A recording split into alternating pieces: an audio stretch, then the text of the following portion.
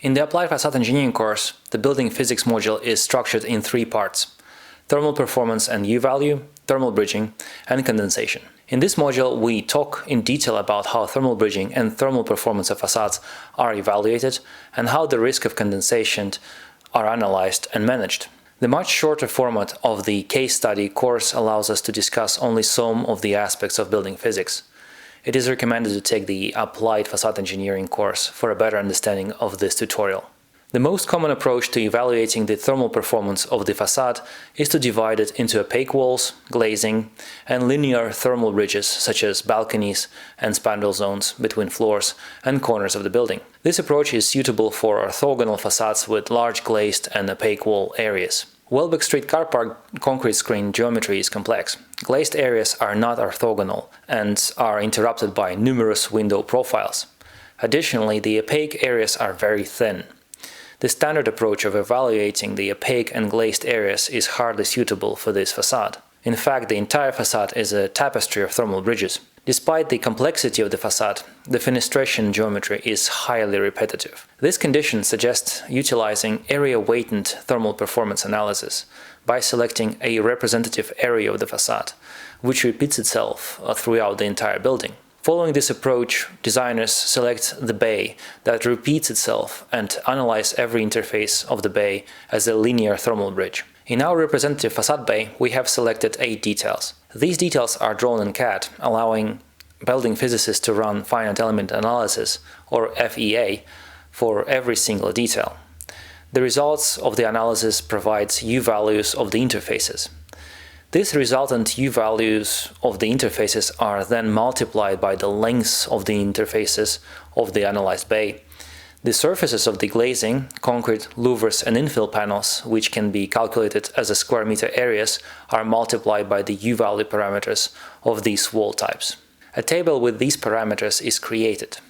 The resultant U-value of the analyzed area is 0.8 watts per square meter Kelvin. From the table, it becomes evident which area type and which joint type are responsible for the most heat loss.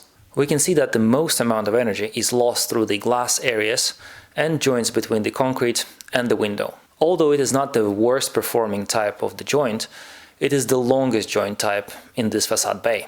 If we want to enhance the overall thermal performance of the facade, improving both the joint and the glass performance will significantly impact efficiency of the building.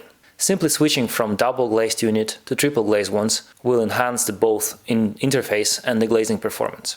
The introduction of the triple glazing to the facade is the single most effective way to improve the energy performance.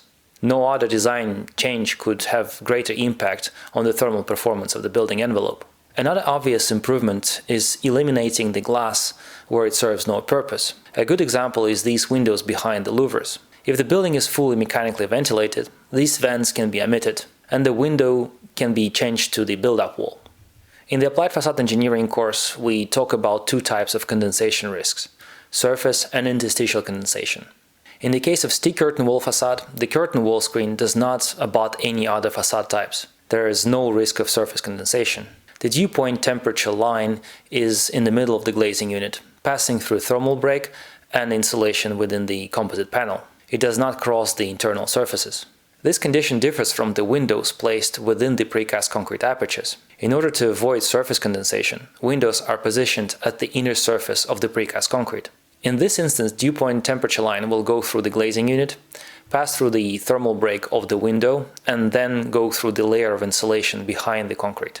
However, if the window were installed in the middle or in the front of the concrete screen, the dew point temperature line would be pulled inwards, bypassing the thermal break of the window frame. This would lead to the risk of condensation and mold growth on the surface of the window profile and the gypsum board reveal internally. Let's discuss the interstitial condensation and the position of the vapor control layer in the facade assembly. Stick curtain wall screens should be designed so that the dew point temperature line is located in the layer of the insulation between the glazed-in composite panels and the metal backing pan installed flush with the back of the curtain wall profiles. In this configuration, the backing pan is not expected to be as cold as the dew point temperature. Therefore, condensation is unlikely to form on its surface. Hence, the backing pan can be made from galvanized steel. Its main purpose in the facade assembly is to prevent vapor from the inside of the building from reaching the insulated chamber behind the composite panel. In other words, it acts as a vapor control layer, or VCL. However, in instances where there's an excessive amount of insulation behind the curtain wall screen, particularly the quilt insulation between studs, this can result in a dew point temperature line shifting inwards, further than the metal backing pan that serves as a vapor control layer. This creates conditions that increase the risk of interstitial condensation. Moisture can form on the cold surface of the backing pan and even on the galvanized steel of the dry lining studs. This can lead to the mold growth in the interstitial spaces and corrosion of the lightweight gauge galvanized steel studs. In this scenario, the most effective way to shift the dew point temperature line back in the desired position is to simply remove the quilt mineral wool insulation between the studs.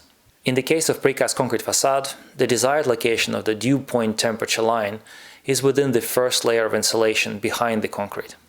In this instance, it is common to install a layer of 500 gauge polythene behind the insulation between the dry lining studs and the gypsum board to act as a VCL, preventing vapor from entering the interstitial spaces of the wall buildup. A similar strategy of removing quilt insulation between studs can mitigate the risk of condensation and mold growth in the interstitial spaces of the precast concrete assemblies.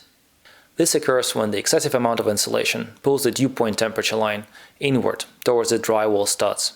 Finally, it is inevitable for the dew point temperature line to cross the metal plenum of the ventilation outlet as it goes through the wall buildup. For this reason, it is wrapped in insulation to mitigate the risk of condensation on the inner surface of the plenum.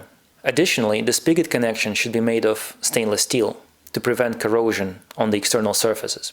The bottom part of the spigot should be formed as a slope to prevent water from ponding in this area. We understand that the content of this chapter may be difficult to understand for viewers who are not familiar with the topic. If any aspects of this tutorial are not clear, we do encourage you to enroll the Applied Facade Engineering course.